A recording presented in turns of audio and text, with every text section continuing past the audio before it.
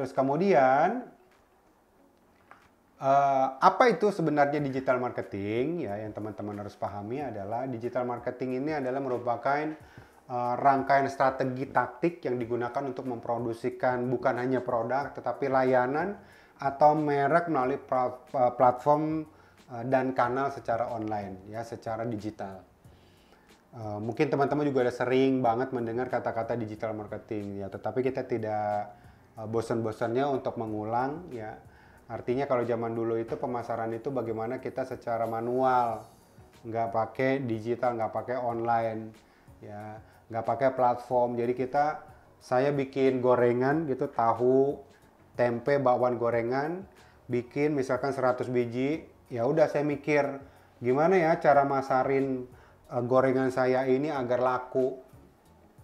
Oh, caranya satu adalah saya harus jualan di tempat ramai. Tempat ramai itu mana aja? Misalkan seperti pasar, sekolahan, ya, perkantoran, ya. Terus kemudian jualannya gimana ya? Jualannya saya harus buka stand di sana, karena ini zaman dulu belum ada era digital.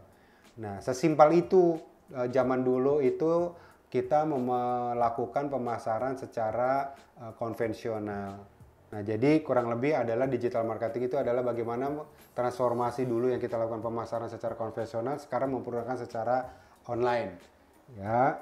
Nah, kemudian digital marketing itu memanfaatkan teknologi digital dan data untuk memahami perilaku konsumen, mengukur hasil kampanye, dan mengoptimalkan strategi pemasaran untuk hasil yang lebih efektif. Nah, memang dengan kita melakukan pemasaran digital ini enaknya adalah kita memiliki data. Ya, beda kalau tadi yang saya sebutkan, saya bisnisnya bikin gorengan gitu ya setiap hari, mungkin 100 sampai 500 gorengan, kemudian saya jualan di pasar atau saya jualan di sekolahan atau saya jualan di perkantoran. Mungkin saya akan sulit sekali memiliki data berapa orang, berapa pelanggan saya yang menyukai bakwan. Banyak pria atau laki-laki yang menyukai tahu goreng. Kemudian anak muda atau orang yang sudah berumur yang menyukai pisang goreng misalkan. Nah, kalau zaman dulu itu sulit sekali saya mendapatkan data seperti itu.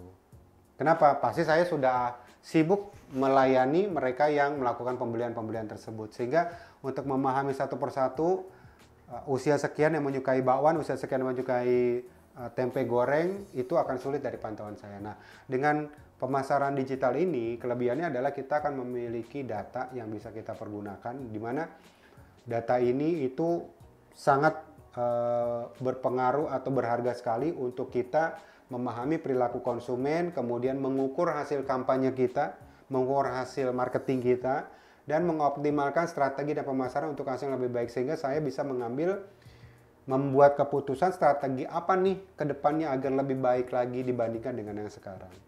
Itulah enaknya kalau kita mempunyai data tersebut dengan mempergunakan digital marketing tersebut. Ya, terus kemudian tujuan dari digital marketing sendiri adalah kita dapat menjangkau target audiens itu secara efektif. Kenapa secara efektif? Karena kita bisa ngeset target usianya yang mau kita sasar dari promosi yang kita lakukan di media sosial. Ya, itu targetnya berapa usianya. Itu udah bisa kita setting target audiensnya. Kemudian tujuannya kita digital marketing adalah bisa membangun interaksi. Ya, saya yakin teman-teman juga udah pada tahu ya bahwa kalau kita posting di sebuah media sosial, ada teman kita yang melakukan komentar, itu kan disebut dengan interaksi. Nah, sehingga akhirnya brand kita, merek kita atau produk kita bisa berinteraksi dengan audiens atau dengan target pasar kita atau dengan konsumen kita. Ya, dan itu bisa kita lakukan setiap hari dan setiap saat. Kalau zaman dulu enggak. Dan cost biayanya juga mahal. Kita harus pasang iklan di televisi di mana biayanya pasti puluhan juta. Ya, kemudian ketiga adalah mendorong konversi melalui berbagai aspek digital seperti media sosial, mesin pencari, email, konten online, iklan berbayar dan lain-lain. Nah, jadi salurannya ini banyak ya. Salurannya banyak dan efektif banget, murah banget ya.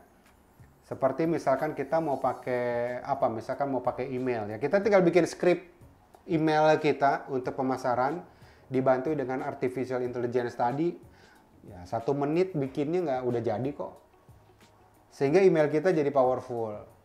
Ya, untuk supaya kita melakukan pemasaran. Terus kemudian apa? Kita mau pakai mesin pencari atau mau pakai konten-konten online atau iklan berbayar dan lainnya. Seperti misalkan kita mau pakai Meta Ads, kita mau pakai Google Ads atau pakai TikTok Ads ataupun yang lainnya,